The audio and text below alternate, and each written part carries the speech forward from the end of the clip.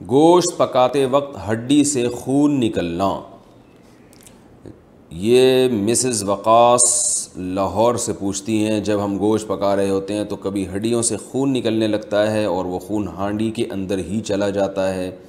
کیا اس سے کھانے کے حلال حرام ہونے میں کوئی فرق پڑتا ہے یا نہیں؟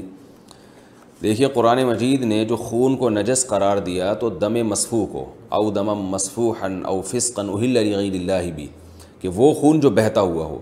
تو جب جانور کو ذبح کیا جاتا ہے اس وقت جو خون نکل رہا ہوتا ہے، بہہ رہا ہوتا ہے، وہ خون حرام ہے، ناجائز ہے، ناپاک ہے۔ گوشت یا ہڈی کے ساتھ جو خون لگا رہ جاتا ہے وہ پاک ہے۔ تو لہذا جب جانور حلال ہو گیا، آپ گوشت گھر میں لے کر آئے، ہڈیاں لے کر آئے، گوشت جو بھی آپ خرید کے لائے، تو اس میں اگر بلڈ نکل رہا ہے تو وہ جائز ہے، اس میں کوئی گناہ